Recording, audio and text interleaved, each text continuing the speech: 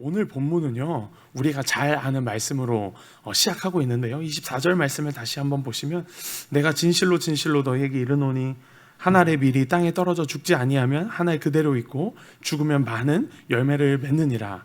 여러분, 씨앗을 뿌리고 적절한 시간이 지나고 또 조건이 갖추어지면 싹이 나기 시작합니다. 그런데 이 싹이 날 때는요, 씨앗을 반으로 가르고 나오게 되게 됩니다. 결국 한 알의 씨앗이 이 반으로 터지고 죽어야지만 싹이 나오게 되고요, 그 싹이 자라나서 열매가 맺힐 수 있게 되는 것입니다. 이처럼 예수님은요, 복음의 첫 씨앗이 되셔서 오늘 우리에게 구원이라는 열매를 허락해 주셨습니다. 예수님의 십자가 죽음 없이는 맺어질 수 없는 것이 바로 이 구원의 열매입니다. 예수님이 죽으심으로 우리 모두가 구원을 받은 줄 믿습니다. 예수님 한 사람의 죽음이 온 인류를 살린 것입니다. 이것이 가장 복된 소식, 바로 복음인 줄 믿습니다.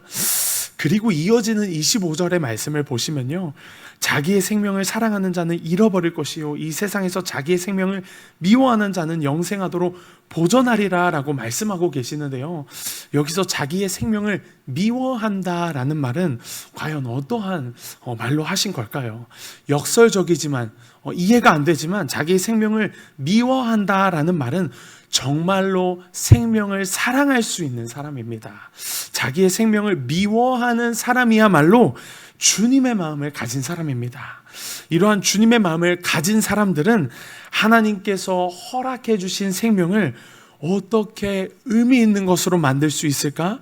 어떻게 하면 이 생명을 통해서 하나님을 기쁘게 만들 수 있을까? 이것을 진지하게 하나님 앞에서 고민하고, 또 하나님 안에 있는 이 영원한 생명을 위해 관심을 가지고 살아가는 사람이 바로 자기의 생명을 미워하는 사람입니다. 여기서 미워한다라는 말은 저는 희생한다라고 고쳐서 말하고 싶습니다.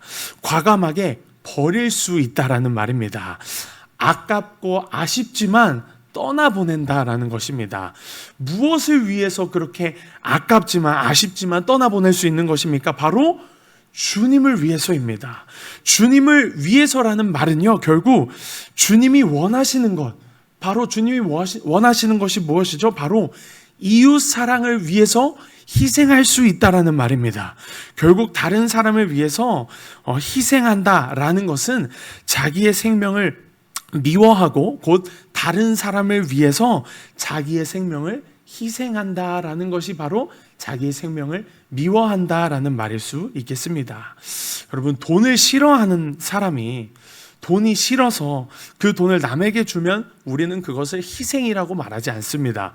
돈을 정말 좋아하는데도, 돈을 지극히 사랑하는데도 그 돈을 남에게 주는 것이 바로 희생입니다.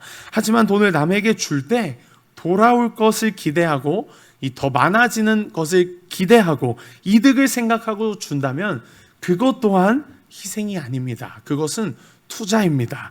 나에게는 매우 아깝지만 남에게 필요한 것이기 때문에 남을 섬기려고 주는 것이 바로 희생입니다. 이러한 의미에서 우리 예수님께서는 희생의 본을 보여주신 분이십니다. 마태복음 20장 28절 말씀 잘 아시죠? 인자가 온 것은 섬김을 받으려 함이 아니라 도리어 섬기려 하고 자기의 목숨을 많은 사람의 대속물로 주려 함이니라. 예수님의 섬김은요, 다시 돌려받는 섬김이 아니었습니다. 우리를 위해 죽기까지 십자가에서 섬기셨지만 정작 우리에게 대가를 요구하지 않으셨어요. 이러한 예수님의 희생을 오늘 본문에서는 자기의 생명을 미워한다라고 표현하고 있는 것이고, 한 알의 밀이라고 예수님은 표현한 것입니다.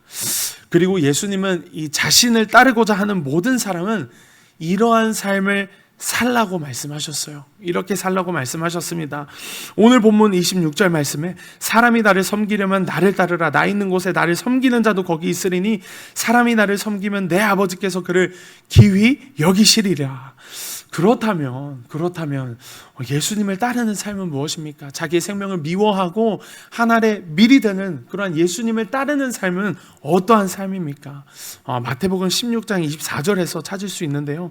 이에 예수께서 제자들에게 이르시되 누구든지 나를 따라오려거든 자기를 부인하고 자기 십자가를 지고 나를 따를 것이니라.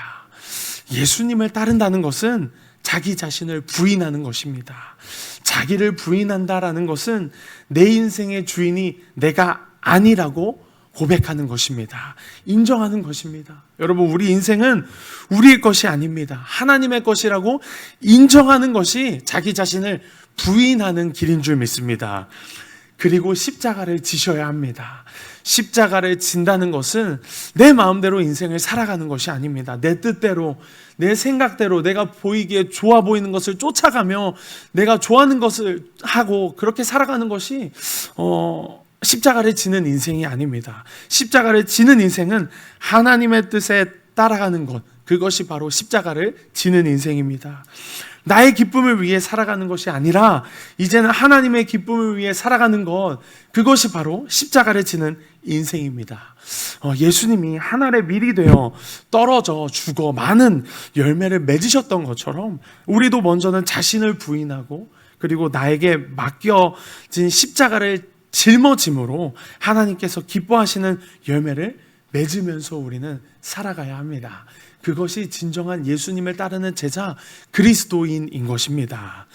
그리고 그 열매를 맺을 수 있는 방법은요, 가정에서 내가 먼저 수고하겠다고 상대방을 존중하겠다고 고백하는 그 희생, 직장과 일터에서 내가 상사를 그리고 직장 후배를 더 사랑하고 배려하겠다는 이 희생, 그리고 교회에서 내가 더 기도하고 하나님 나라를 위해 헌신하겠다는 희생을 통해 맺어지는 것입니다.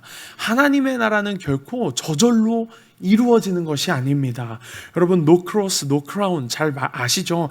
십자가 없이는 영광도 없습니다.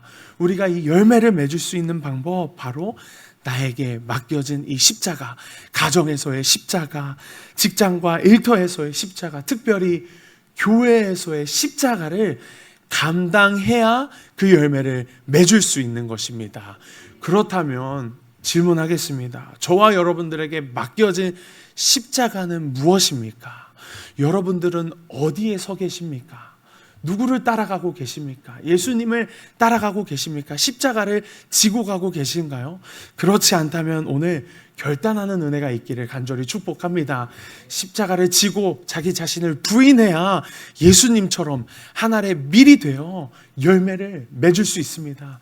그때 내가 죽어지고 다시 예수님처럼 그 부활 생명의 열매를 맺어갈 수 있는 것입니다.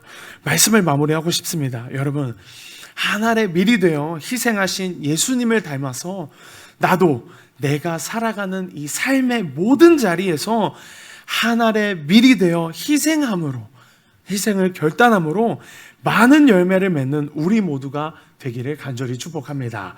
그래서 하나님을 기쁘시게, 이웃을 행복하는데 쓰임받는 저와 여러분 되시기를 간절히 축복합니다.